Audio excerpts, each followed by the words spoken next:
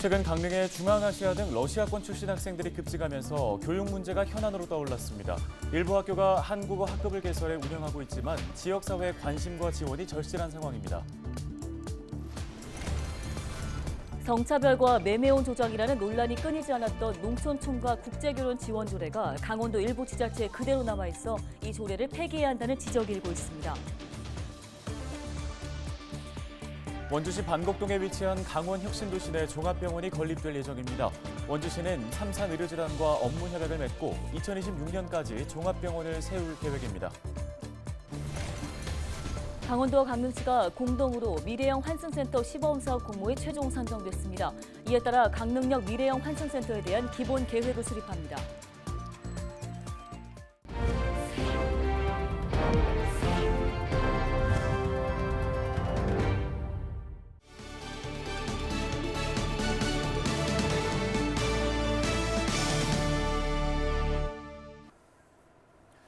여러분 안녕하십니까? 헬로티비 뉴스입니다.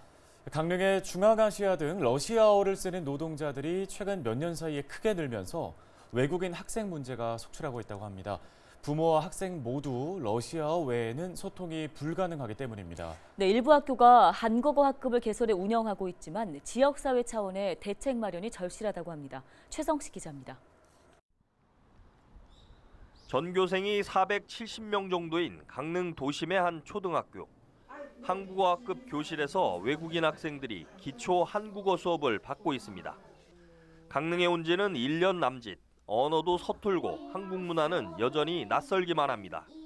Мне скорее, да, нравится, школа хорошая, да. 부모가 모두 외국인인 학생들이 이 학교에만 21명이나 됩니다. 대부분 중앙아시아 국가 출신으로 러시아어 외에는 의사소통이 거의 불가능합니다. 교사나 학생이나 말이 통하지 않다 보니 교과 수업은 고사하고 학사 일정을 제대로 알리는 것조차 쉽지 않습니다. 양친 부모 중에 한 분이라도 한국인이 계신다면 아이랑 소통이 안 되는 부분은 부모와 소통을 통해서 어느 정도 해소가 가능하지만 이 아이들 같은 경우는 부모와 소통이 더 안 되거든요. 강릉 지역에 한국어 학급이 운영 중인 곳은 초등학교 한 곳과 중학교 한 곳이 전부입니다. 그나마도 러시아어를 구사할 수 있는 전문 강사를 구하지 못해 해당 학교들도 애를 먹고 있습니다. 이 학교에는 외국인 학생을 위한 한국어 학급이 2개가 개설돼 있습니다. 하지만 수요가 급증하면서 이미 정원을 초과해 더 이상 외국인 학생을 받을 수 없는 상황입니다. 실제 교육청 통계를 보면 강릉 지역 다문화 학생은 2019년 278명에서 지난해 445명으로 급증했는데 초등학생은 30%, 중학생은 150%가 넘게 급증했습니다. 특히 부모가 모두 외국인인 자녀는 2020년 춘천과 원주, 강릉 모두 30명가량이었지만 지난해 춘천은 47명, 강릉도 42명으로 늘었습니다. 강릉 지역의 중앙아시아 출신 학생들이 급증한 건 지난해부터입니다. 건설 현장과 농촌에 일자리를 찾아 입국했던 노동자들이 본국의 가족들을 불러 강릉에 정착한 것으로 추정됩니다. 이 학생들이 우리나라에 언제까지 있을지 모르지만 아니면 우리 사회의 일원이 될 수도 있다 보니까 충분히 적응할 수 있는 그런 기회들을 많이 마련해 줘야 되고요. 이건 학교만의 문제가 아니고 사회에서도 많이 신경 써줘야 될 것 같습니다. 강릉교육지원청은 강릉원주대 지원을 받아 초등학교와 중학교 교사를 대상으로 러시아어 기초 회화반을 운영하고 있습니다. 또 외국인 가정 자녀 등을 위한 문화체험 학습 프로그램을 마련하는 등 관련 교육을 확대하겠다고 밝혔습니다.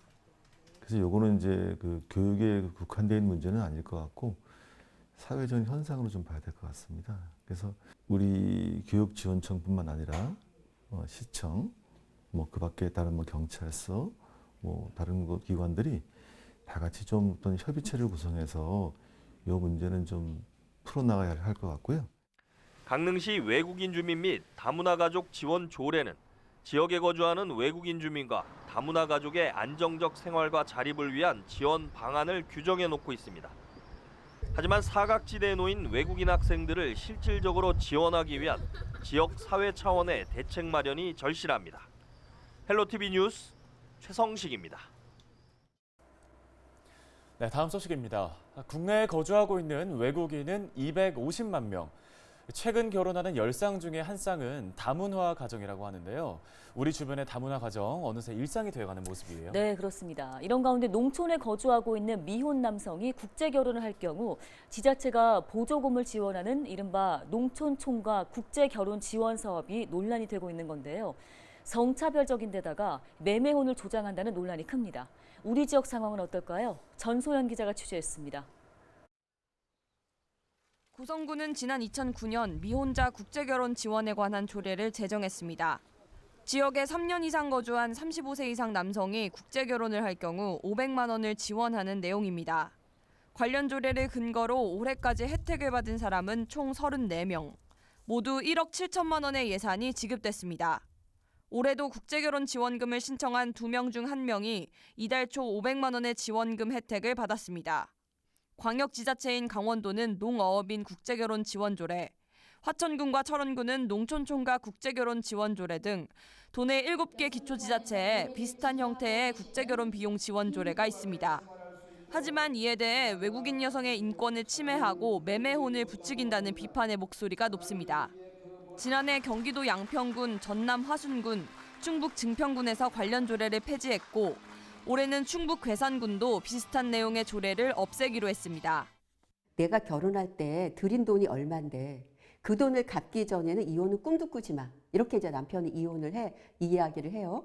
국제 결혼이라는 아주 간편한 대안으로 이것들을 생각을 했지만 결국 그 여성들과 함께 같이 그 국제 결혼을 한 여성들에 대한 존엄에 대한 안전 장치가 전혀 없기 때문에 강원도는 지난 2020년 여성가족부로부터 관련 조례에 대한 재검토 권고를 받았지만 실제 폐지에 이르지는 못했습니다.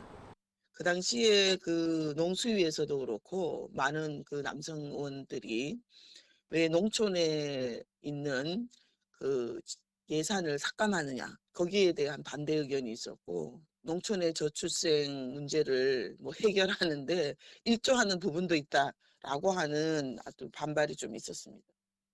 결국 강원도는 올해부터 관련 사업을 중단하기로 하고 예산도 편성하지 않기로 했습니다. 다문화 가정이 늘면서 국제결혼 비용 지원에 대한 비난의 목소리가 높아지자 사실상 폐지 수순에 나선 겁니다. 그런 안 좋은 인식이 또 사회적으로 논란이 되었어가지고 그게 계속 문제 제기가 되다가 결국에는 이제 사업이 중단되었습니다. 강원도는 국제결혼에 대한 일회성 비용 지원 대신 결혼 이민자의 정착을 돕는 데 주력할 계획입니다. 다문화 가족 한국어 교육 등에 우선 예산을 배정하고 직업훈련 교육이나 동아리 활동 지원을 통해 자연스러운 사회 참여를 유도할 계획입니다. 다만 아직까지 시군별 조례가 남아있는 곳이 많아 국제결혼에 대한 비용 지원 가능성은 여전히 열려있는 상태입니다. 전국적으로 농촌 국제결혼 지원 조례가 사라지고 있는 가운데 강원도에서도 폐지 수순을 밟게 될지 관심이 쏠립니다. 헬로티비 뉴스 전소연입니다. 다음 소식입니다. 원주시 반곡동에 위치한 강원혁신도시 내 종합병원이 건립될 예정입니다. 이를 위해 원주시 삼산의료재단은 28일 시청 투자상담실에서 업무 협약을 체결했는데요. 이번 협약으로 삼산의료재단은 2026년 개원을 목표로 지하 2층, 지상 8층 규모의 종합병원을 건립합니다. 기존 세인트병원은 소아 청소년과와 성형외과, 응급의학과 등 8개 이상 진료 과목을 확장하고 응급의학센터와 재활의학센터 등을 갖출 예정입니다. 강원도와 강릉시가 공동으로 미래형 환승센터 시범사업 공모에 최종 선정됐다고 밝혔습니다. 미래형 환승센터는 철도와 버스, 택시 등을 연계한 기존 환승센터에서 자율형 주행차와 수요응답형 교통수단, 도심 항공교통 등 미래 모빌리티까지 연계한 환승센터인데요. 이번 공모사업 선정으로 국비 2억 5천만 원이 지원되고 지방비를 더해 강릉형 미래형 환승센터에 대한 구체적인 기본 계획을 수립할 계획입니다.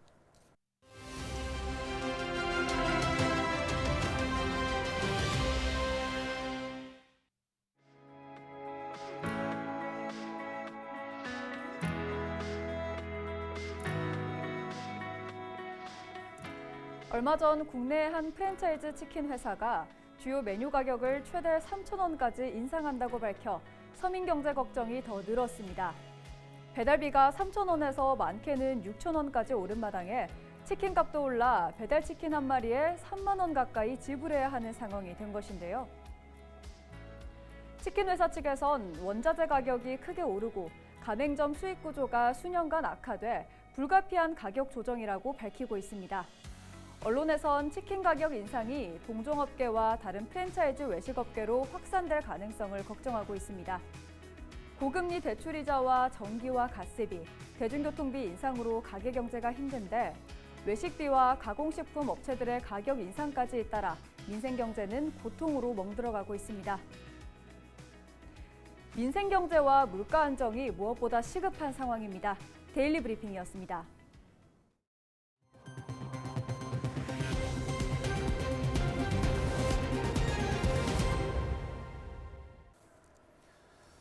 나이는 숫자에 불과하다. 이 말을 증명해내시는 분들 참 많습니다. 네, 특히 운동으로 인생 2막을 활기차게 보내시는 분들이 있는데요. 이지훈 기자가 만나고 왔습니다. 젊은 사람도 하기 힘든 턱걸이를 가뿐히 해냅니다. 완벽한 역삼각형 몸매. 어린아이 얼굴만한 이두박근이 시선을 사로잡습니다. 올해 나이 62살. 시니어 몸짱 조우순 씨입니다. 웨이트 트레이닝을 1시간 하고요. 그다음에 이제 카디오 유산소 운동을 1시간 하고 그러니까 2시간 합니다.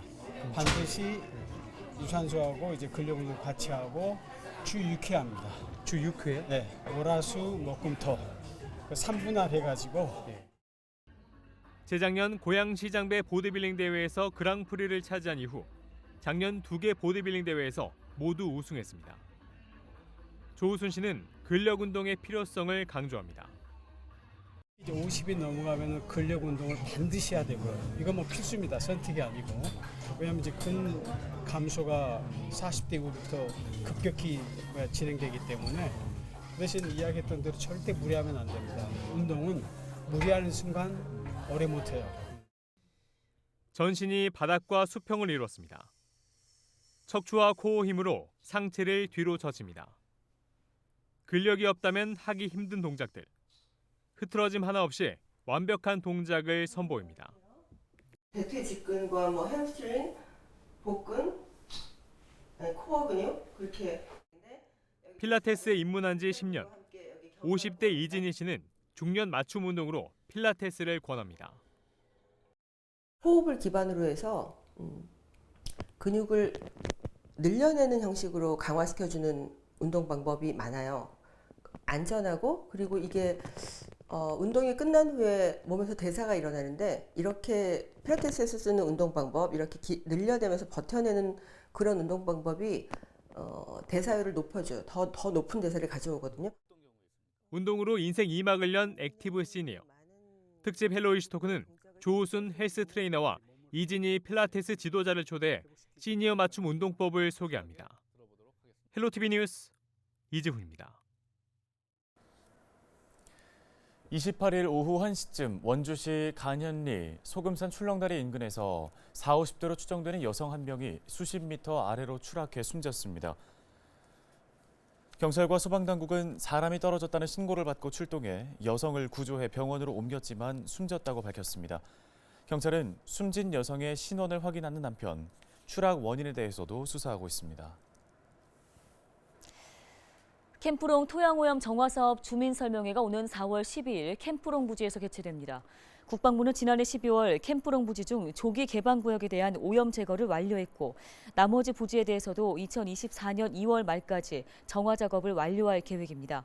이번 설명회에서는 조기 개방구역에 대한 사용 계획 등 캠프롱 문화체육공원 조성 사업에 대한 청사진도 공개될 예정입니다. 횡성군이 임대형 민간 데이터 센터 건립을 추진합니다. 이를 위해 민간 투자 기업과 협약을 맺고 횡성군 일대에 약 20만 제곱미터 규모의 데이터 센터를 건립하는데요. 데이터 센터는 40메가와트급 알리백 데이터 센터 5개 동 등 모두 200메가와트급 시설을 구축해 임대 분양할 계획입니다.